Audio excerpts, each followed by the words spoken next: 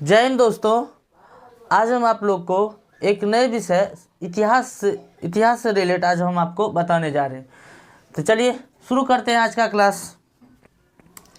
तो सबसे पहले हम शुरू करते हैं इतिहास। देखिए इधर इतिहास को अगर इंग्लिश में आप कह सकते हैं तो इसे आप हिस्ट्री कह सकते हैं। इतिहास को इंग्लिश में हिस्ट्री कहा जाता है। तो सबसे पहले इतिहास के बारे में अगर आप आते हैं तो इतिहास का अगर पिता कहा जाए, अगर इतिहास से आपसे पूछा जाए इतिहास के पिता कौन थे, तो इतिहास के पिता हेरोडोटस को कहा जाता है। हेरोडोटस। इतिहास के पिता किसे कहा जाता है? हेरोडोटस को। इतिहास के पिता किसे कहा जाता है? हेरोडोटस को। और हेरोडोटस द्वारा जो एक पुस्तक लिखी गई थी उसका नाम था हिस्टोरिका। इतिहास हेरोडोटस द्वारा लिखी गई पुस्तक को क्या कहते हैं? हिस्टोरिका। तो आप इतना समझ चुके हैं कि इतिहास के जनक कौन थे? हेरोडोटस। और उसके द्वारा लिखी गई पुस्तक को क्या कहते हैं? हिस्टोरिका कहते हैं। अब हो सकता है कि लिखने में कुछ गलतियाँ हो, लेकिन आप केवल शब्दों को छोड़ आप शब्दों के उच्चारण से आप ध्यान रखें। हिस्टोरिका क्या नाम हो जाएगा? हिस्टोरिका। तो चलिए सब इतिहास का अध्ययन करते हैं। तो सबसे पहले देखिए इधर इतिहास को कितने भाग बांट दिया गया है? इतिहास को 3 भागों में बांटा गया है। कितने भाग बांट दिया गया है? 3 भाग में। इतिहास का पहला भाग इतिहास को कहते हैं प्राक ऐतिहासिक। क्या कहते हैं? प्राक ऐतिहासिक। प्राक ऐतिहासिक। दूसरा होता है आद्य ऐतिहासिक। क्या होता है? आद्य ऐतिहासिक। और अगला होता है ऐतिहासिक। क्या होता है? ऐतिहासिक। तो इतिहास को अध्ययन के आधार पर हम 3 भाग में टोटल बांटे हुए हैं। 3 भाग हो जाएगा। पहला हो जाएगा प्राक ऐतिहासिक, आद्य ऐतिहासिक और ऐतिहासिक। प्राक ऐतिहासिक किसे कहते हैं? इतिहास यानी इतिहास का वैसा कालखंड जिसका लिखित विवरण उपलब्ध नहीं है। तो जिसका लिखित विवरण उपलब्ध नहीं है उसे क्या कहते हैं? प्राक ऐतिहासिक। और इतिहास का वैसा कालखंड जिसका लिखित विवरण उपलब्ध है परंतु उसे आज तक पढ़े नहीं गया है तो उसे कहते हैं आद्य ऐतिहासिक। और ऐतिहासिक जिसका लिखित विवरण अर्थात लिखित विवरण उपलब्ध है और उसे पढ़ा भी जाता है तो उसे कहते हैं ऐतिहासिक। तो आप ये तीनों चीज़ को समझ चुके हैं। इसका मतलब देखिए इधर इसमें कुछ लिखवे नहीं किया, इसने लिखा कि कुछ पढ़े लेने गया, और इसमें लिखवो किया, आदमी पढ़वो लिया ना। तीनों बुझ गए कि नहीं? तो अब चलिए हम इसको शुरू करते हैं प्राक ऐतिहासिक। तो देखिए इधर प्राक ऐतिहासिक देखिएगा। तो प्राक ऐतिहासिक में उस समय बहुत सारी चीज़ें पत्थर के प्रयोग होते थे। अब पत्थर के प्रयोग होने के कारण इसे कहा जाता है स्टोन एज, अर्थात इसे अगर आप समान रूप में कह सकते हैं तो पाषाण काल। क्या कह सकते हैं? पाषाण काल। इसे क्या कहा जाता है? पाषाण काल। तो प्राक ऐतिहासिक को क्या कहा जाता है? पाषाण काल, क्योंकि उस समय बहुत सारी ऐसी चीज़ें थे जो पत्थर के बने होते थे। अब पत्थर के बने होने के कारण इसे क्या कहा जाता था? पाषाण काल, या इंग्लिश में कहेंगे तो स्टोन एज। तो वर्तमान ऐसे अगर आप अभी भी आप अपना देखते हैं तो जैसे देखिएगा बहुत सारी ऐसी चीज़ें पत्थर का प्रयोग करते हैं। जैसे आप देखिएगा मसाला पीसे, देखिए मसाला पीसे में सिलवट का प्रयोग करते हैं कि नहीं? अपना समान भाषा में उसे सिल्ला लोढ़ी कहते हैं ना। पुराना जमाना में देखिएगा एगो जाता होता था, जाता पर आदमी पीसता था कि नहीं? आप लोग को पहले याद होगा। तो बताइए तो जाता का प्रयोग किया जाता है। तो अभी से पहले, अब तो नया जमाना में आप देखिए बहुत तेज चीज़ आ गया। आदमी अब मसालों पीसे खातिर मिक्सी का प्रयोग कर लेता करते हैं। इसीलिए बताइए अभी वर्तमान समय में तो ये हो रहा है कि नहीं, लेकिन पहले समय में बहुत सारी ऐसी चीज़ें पत्थरों का प्रयोग होता था। तो उस टाइम में भी यह प्राक ऐतिहासिक काल में यह ऐसा कालखंड था जब मनुष्य कुछ लिखना पढ़ना नहीं जानता था। तो इस काल में अधिकतर चीज़ें किसका प्रयोग होते थे? पत्थर के। इसीलिए इसे क्या कहा जाता था? पाषाण काल। अब देखिए इधर पाषाण काल में भी बहुत सारे ऐसे कालखंड आए जहाँ पर मानव ने धीरे धीरे अपना विकास शुरू किया। तो उसके आधार पर पाषाण काल को हम 4 भागों में विभाजित करते हैं। कितना कालखंड में बांट देते हैं? 4 कालखंड में। देखिए इधर इसका देखिए इधर पहला हो जाएंगे पूरा पाषाण काल। क्या हो जाएंगे? पूरा पाषाण काल। दूसरा देखिए इधर यानी पहले, अगला हो जाएगा फिर मध्य पाषाण काल। क्या हो जाएंगे? मध्य पाषाण काल। अगला हो जाएंगे नवपाषाण काल। क्या हो जाएंगे, नवपाषाण काल। और बताइए, जब नवपाषाण काल, कोई भी चीज़, कोई भी काल खत्म, यानी कोई भी समय खत्म होने वाला होता है। काल का मतलब आप समझ सकते हैं, समय से संबंधित है। तो कोई भी समय जब खत्म होने वाला होता है तो उसे कहा जाता है उत्तर। तो यानी इसके बाद जब आएगा अगला नंबर तो आ जाएंगे उत्तर। उत्तर या इसी समय में तांबे का खोज हो गया था, इसीलिए कहा जाता है ताम्रपाषाण काल। उत्तर पाषाण काल कह सकते हैं, या इसे क्या कह सकते हैं, ताम्रपाषाण काल। तो आप ही समझ आप लोग अभी खुद समझ चुके हैं कि पाषाण काल को कितना भाग बांट दिया गया है, 4 भागों में। पूरा पाषाण काल, मध्य पाषाण काल, नव पाषाण काल, उत्तर पाषाण काल। तो चलिए अब हम इसका एक एक करके आराम से अध्ययन करते हैं। आप इस जिस समय यह जो टाइम में, इस टाइम में जब यह इस कालखंड में मनुष्य आया था तो उसे पढ़ने लिखने का कोई ज्ञान नहीं था, जिसके कारण यहाँ के इस समय में अधिकतर किस चीज़ का प्रयोग होता था, पत्थरों का। इसीलिए इस काल को क्या कहा जाता है, पूरा पाषाण काल। क्या कहा जाता है, पाषाण काल। तो सबसे पहले देखिए इधर, इस पाषाण काल में पूरा पाषाण काल का अध्ययन करते हैं। देखिए इधर, पूरा पाषाण काल में मनुष्य जो था ना, वह मनुष्य क्या था, खाना बदोश था। क्या था बताइए, खाना बदोश। खाना बदोश। अब बताइए खाना बदोश कौन चीज़ होता है। खाना बदोश को मतलब ओकरा खाली खाए के चिंता है ना, केवल खाना खाएगा, खाए के अलावा ओकरा कोनो चीज़ के जरूरत नहीं। बताइए जैसे आप जानवर के देखते हैं कि नहीं, वो दिन हुआ रात हुआ ओकरा कोई टेंशन नहीं, कखनी की आ रहा है नहीं आ रहा है, बाढ़ भूकंप सुनामी, और कौन चीज़ का केवल चाहिए खाना ना। किसका रिजल्ट आया किसका नहीं आया, एग्जाम हुआ नहीं हुआ, एग्जाम टेंशन है नहीं है, उससे कोई टेंशन नहीं। तो वो क्या था बताइए, केवल उस टाइम में भी यह कैसा था, खाना बदोश था। अर्थात खाना बदोश का मतलब आप इसे कह सकते हैं खाद्य संग्राहक। यह क्या था बताइए, खाद्य संग्राहक। मतलब कहीं पर भी गया तो एकरा कौन चीज़, केवल खाइए के टेंशन बुझाते रहता था, जना जानवर बुझाता है अभी। तो सेम बताइए, अस टाइम में मानव कैसन था, दलिद्दर था, खाली दलिद्दर व्यक्ति खाता था, खाए के अलावा कोई एक दुनिया कोई टेंशन नहीं। उसके बाद बताइए, खाना बदोश होने के साथ साथ ये आखेटक थे। क्या थे, आखेटक। मतलब आखेटक का मतलब होता है शिकारी, अर्थात ये शिकार करता था। और शिकार जब करता था तो बताइए, तो इसका मतलब इस समय जो मानव होंगे उसे शिकारी मानव कहा जाता था। तो शिकारी मानव होने के साथ साथ इसे कहा जाता था आदि मानव। इस शिकारी मानव को क्या कहा गया है वहाँ पर, आदि मानव। क्या कह दिया गया बताइए, आदि मानव। तो इस टाइम में बताइए क्या थे, इस समय के मानव आदि मानव थे। एकदम दलिद्दर थे, खाए पिए वाला, एकदम खाली खाए के टेंशन। कहूँ जाना है लेके चलो ना, कहूँ जाना है कहीं जाएगा, दिमाग खाली रहेगा, खाएंगे कौन चीज़। एकदम सेम बुझिए जानवर जगती, सेम जानवर जगती व्यवहार करता था। तो बताइए ये हो जाएगा कि नहीं, आदि मानव। लेकिन बताइए इसने क्या किया था, अभी भी वर्तमान में देखिएगा अपना पत्थर पर पत्थर टकराइए, देखिए आग चिंगारी होता है कि नहीं, तो ठीक हो नहीं तो ये पत्थर के हो, तो यानी पत्थर पर पत्थर बजाते बजाते किसका आविष्कार कर लिया था, आग का। किसका आविष्कार कर लिया, आग का आविष्कार। बताइए तो सबसे पहले मानव ने कौन चीज़ का आविष्कार किया, तो सबसे पहले क्या चीज़ का आविष्कार कर लिया, आग का ना, आग का आविष्कार किया। इसीलिए बताइए आग होता है कि नहीं, आग इसीलिए अग्नि देवता कहा जाता है। एक हर एक चीज़ में देखिए, खाना पकवे में आग जरूर रहता है। तो आग का आविष्कार, आग का बहुत जगह उपयोग होता है। इसीलिए बताइए सबसे पहले आविष्कार कौन कर लिया, आग का। ये बताइए इस टाइम में जितना ये सब था ना, इस समय जितना प्रयोग हो रहा था, हर एक चीज़ हथियार के रूप में किसका प्रयोग होता होगा, पत्थर का प्रयोग होता होगा। इतना बुझ गए कि नहीं।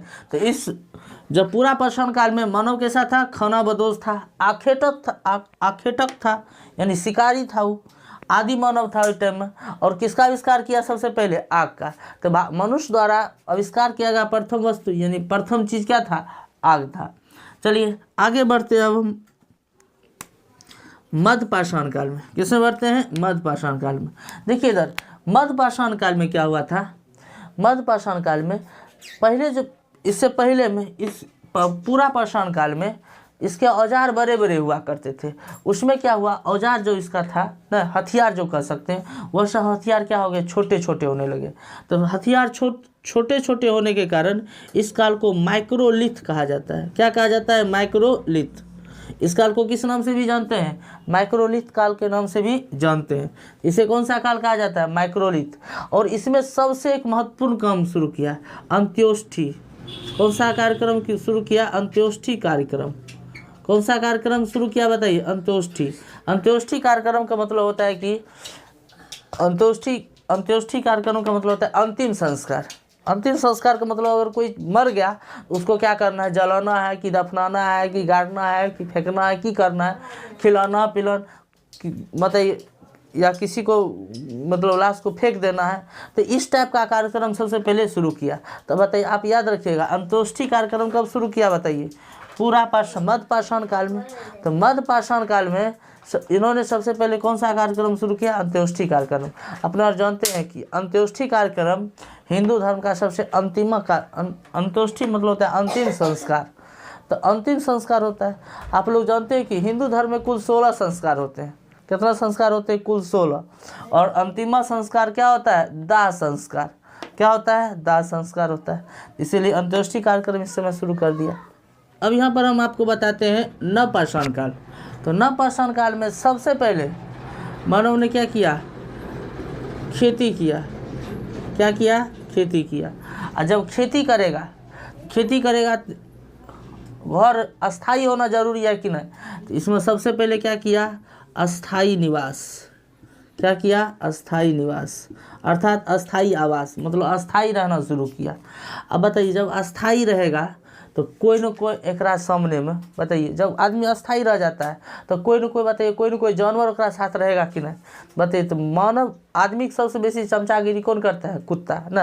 बेचारा जखनी आएगा एकदम मालिक आएगा पूछर हिलाने शुरू कर देगा, अच्छा आगे आगे अब खाना देगा लगता है ना। तो बताइए, तो इसका सबसे पहले किसको पालतू बना लिया? कुत्ता का पालतू बना लिया। और कुत्ता जब पालतू बनाया तो इसके बाद बताइए खेती, कुत्ता का पालतू बनाया और खेती जब करता था तो बताइए खेती करने के बाद अनाज और कुछ उपजेगा कि नहीं? और कहीं में रखेगा। उसको रखने के लिए सबसे पहले बनाया मनका। आप इसको मनका को कर सकते हैं घड़ा। मनका का मतलब क्या होता है? घड़ा। अब बताइए, मनका बनाया और जब घड़ा बना लिया तो बताइए, जब घड़ा में अनाज रखेगा तो उसको एक जगह से दूसरे जगह ले जाने में कितना परेशानी होगा, और घड़ा के माथा पर लेकर जाइए आइए। इसीलिए उसने क्या किया? पहिए का आविष्कार किया। किसका आविष्कार कर लिया? पहिए का आविष्कार।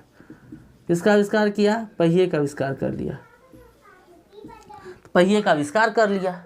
इस तरह से बताइए, नवपाषाण काल में पहले मनुष्य क्या किया था? सबसे पहले नवपाषाण काल में सबसे बढ़िया आविष्कार हुआ खेती। वह क्या किया? खेती किया। खेती करने के साथ साथ क्या किया? वो अस्थाई आवास, मतलब अस्थाई रहना शुरू कर दिया। अस्थाई जब रहा तो ओकरा लिए कोई ना कोई जानवर रहेगा कि नहीं साथ में? तो क्या रहा? कुत्ता। उसके बाद क्या बना लिया? मन का घड़ा। और क्या किया? पहिए का आविष्कार। किसका आविष्कार कर लिया? पहिए का आविष्कार। तो बताइए, यह इंपॉर्टेंस है। उसके बाद आइए उत्तर पाषाण काल यानी ताम्र पाषाण काल में। इसमें बताइए सबसे पहले बताइए तांबे की खोज हो गई। किसका खोज हो गया? तांबे की खोज। इसमें क्या कर लिया बताइए? मनुष्य तांबे का खोज किया। और तांबा बताइए बहुत ही अच्छी वस्तु है। यह फ्लेक्सिबल होता है, मतलब लचीलापन होता है। इसका बताइए बहुत चीज़ उपयोग में, इसका बहुत सारे बर्तन या कुछ भी उपयोग में बनाया जा सकता है कि नहीं? तो इसका तांबे का खोज हो गया। तांबे के खोज होने के कारण इसे क्या कहा जाता है? ताम्रपाषाण काल। अगर आपसे ये पूछ दिया जाए मनुष्य द्वारा खोजी गई प्रथम धातु कौन हो जाएगी? तो तांबा। प्रथम धातु क्या हो जाएंगे बताइए? तांबा। प्रथम धातु तांबा। मनुष्य द्वारा प्रथम आविष्कार कौन हो जाएगा? आग। प्रथम आविष्कार आग। प्रथम आविष्कार कौन हो जाएंगे बताइए? आग। तो प्रथम आविष्कार क्या था? आग। प्रथम धातु तांबा। बताइए खेती का किस काल में हुआ था? पूरा पाषाण काल में। सबसे पहले किस जानवर को पालतू बनाया? कुत्ता का। पहिए का आविष्कार नवपाषाण काल में। मनका का आविष्कार मनका बनाया नवपाषाण काल में। तो आप इसको पूरा याद रखिएगा बढ़िया से। चलिए अब बताते हैं अब खेती के बारे में। देखिए इधर ये खेती जो किया था मानव ना, सबसे पहले जो खेती किया था, तो खेती किया था सबसे पहले 7000 ईसा पूर्व। कितना ईसा पूर्व? 7000 ईसा पूर्व। 7000 ईसा पूर्व सबसे पहले मनुष्य ने खेती किया था। और यह खेती किया था कौन देश में? पाकिस्तान में। कौन देश में? पाकिस्तान में। तो खेती सबसे पहले कहाँ किया था? पाकिस्तान में। कितना टाइम पहले? कितना समय में? किस वर्ष में? तो 7000 ईसा पूर्व में। अब बताइए खेती जो किया गया था ना, पाकिस्तान के कौन शहर में? तो मेहरगढ़ में। कहाँ पर? मेहरगढ़ में। पाकिस्तान के मेहरगढ़ में पहली खेती की गई थी। और खेती जो किया गया था पाकिस्तान के मेहरगढ़ में, यह पहाड़ी था सुलेमान और किरथर। कौन पहाड़ी था? सुलेमान तथा किरथर। सुलेमान तथा किरथर। सुलेमान और किरथर पहाड़ी के बीच में सबसे पहली बार खेती किया गया था।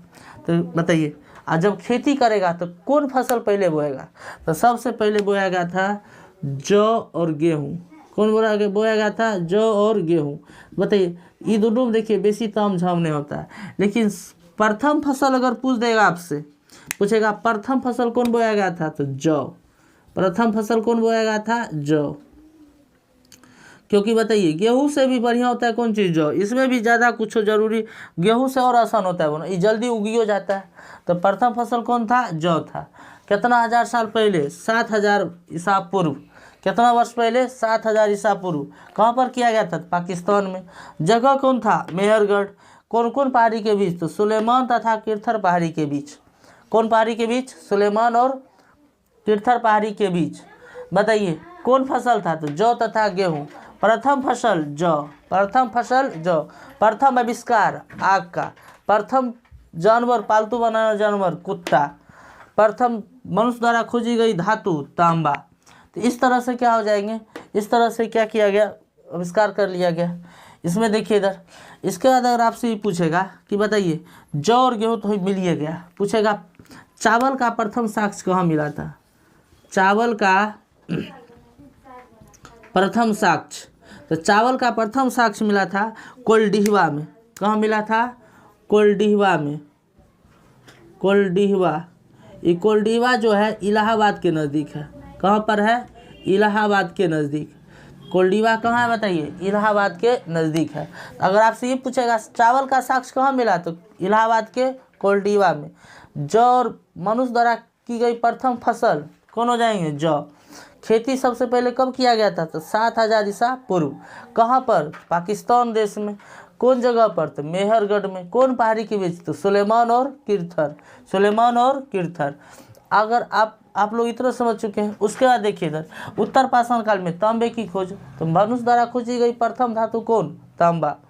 मनुष्य द्वारा प्रथम आविष्कार कौन था? आग। कौन था? आग। मध्य पाषाण काल को क्या कहा जाता है? तो माइक्रोलिथ। क्या कहते हैं? माइक्रोलिथ। अंतिम अंत्येष्टि कार्यक्रम कब किया गया था बताइए? कौन काल में? पूरा पाषाण काल में। अगर आप इस चीज़ को बढ़िया से आप ध्यान रखते हैं, आपको हिस्ट्री से, इससे रिलेट आपको इस चैप्टर में कोई दिक्कत नहीं होगा। आपको हम अभी हिस्ट्री का ये आप समझिए, आपका हिस्ट्री भी ठीक इसी तरह धीरे धीरे चैप्टर चलेगा।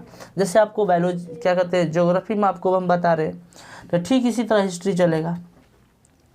इतना बताइए, बताइए प्राक-ऐतिहासिक काल में, आपको प्राक-ऐतिहासिक काल अर्थात पूरा पाषाण काल के किस युग में मानव आदि मानव था? बताइए कौन युग में था? पूरा पाषाण काल में। यहाँ से धीरे धीरे मानव को क्या हुआ? धीरे धीरे बुद्धि विवेक आया, तो धीरे धीरे वह क्या हुआ? अस्थाई बना। तो किस काल में जाकर मानव अस्थाई बन गया बताइए?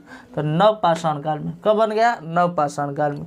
यहाँ से जो था मानव, यानी ज्ञानी मानव का विकास हो गया। कौन मानव का हो गया विकास? ज्ञानी मानव का। ये देखिए इधर, इसके बाद देखिए अगर आप आइएगा तो यहाँ से देखिए इधर, मानव ने उस समय जब मानव था, तो मानव उस समय आदि मानव था, तो वो लोग गुफा में रहता था, तो उसको कुछ न कुछ एक गुफा मिला है, एक गुफा में चित्रकारी बनाया गया है। वो एक गुफा मिल गया है। गुफा में क्या मिला है? चित्रकारी। एक गुफा में क्या था? क्या मिला है? चित्रकारी। वो गुफा का नाम है भीमबेटका। क्या नाम है बताइए? भीमबेटका। भीमबेटका नाम का गुफा मिला है। कौन गुफा है? भीमबेटका नाम का गुफा। उसमें मनुष्य का क्या मिला है? चित्रकारी। मनुष्य का चित्रकारी। यह है मध्य प्रदेश में। कहाँ पर है? भीमबेटका जो है गुफा है, यह कहाँ है? मध्य प्रदेश में।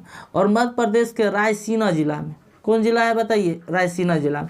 यहाँ पर मनुष्य द्वारा की गई चित्रकारी मिला है। तो इससे यह देखकर स्पष्ट होता है कि मानव को शुरू से ही चित्रकारी का शौक था, मतलब चित्रकारी करना चाहता था। तो बताइए चित्रकारी मिला है, तो अभी ऐसा नहीं एकदम बढ़िया चित्रकारी मिलेगा, कुछ नहीं मिला है। ऐसा था, एनक था, ठीक है। ये बताइए ऐसे था ना, ऐसे एनक निकल है, 2 हाथ, तो एनक हाथ निकल है, एनक देने है ऐसे करके, और कुछ नहीं, ज़्यादा कुछ नहीं तो है नॉर्मल। ठीक है, बताइए ये लगता है कि यह जो लगता है इससे यह स्पष्ट होता है, ये लगता है कौन चीज़, यह शिकार करते हुए, मतलब ऐसे प्रतीक टाइप में है। तो ये कोई जरूरी नहीं कि एकदम बढ़िया एकदम रहेगा, लगता है कि यह लग रहा है कि यह शिकार करते हुए दिखाया गया है। तो यानी चित्रकारी का शौक मनुष्य को पहले से ही था। तो आपसे पूछा जाएगा कि बताइए गुफा चित्र मतलब मनुष्य के चित्रकारी का प्रथम साक्ष्य कहाँ से मिला है? तो भीमबेटका गुफा से मिला है। ये कहाँ पर है? तो मध्य प्रदेश में। कौन जिला में? तो रायसीना जिला में। कहाँ जिला है? रायसीना या रायसेन जिला है, रायसेन होगा, रायसेन जिला में या रायसीना, चलिए रायसीना जिला याद रखिए या रायसेन होगा। तो बताइए रायसेन जिला में है। तो इस तरह से बताइए, तो आप इस चीज़ को चारों चीज़ को आप समझ चुके हैं। तो अगर आप इसको अच्छे से देखिए और या अच्छे से अगर आपको बताइए, अगर आपको लगता है अच्छा तो आप इसको अच्छे से देखिए, और आप लोग को अगर हो सके तो आप इसका क्या कहते हैं, अगर आपको लगता है इसको तो आप इसको नोट कर लें। ठीक है, कॉपी में नोट कर लें। और आपको अगर अच्छा लगता है इस वीडियो को तो लाइक शेयर और कमेंट करें आप लोग, क्योंकि आप लोग बहुत सारे ऐसे जो वीडियो को देखते जरूर हैं, बहुत सारे लोग वीडियो को देखते हैं लेकिन सब्सक्राइब बहुत कम करते हैं। तो आप लोग लाइक शेयर और सब्सक्राइब करें। अच्छा लगता है तो आप दूसरों को बोलें। ठीक है, आगे इस तरह से आप लोग इसको याद करते रहें। फिर मिलते हैं अगले वीडियो में। जय हिंद।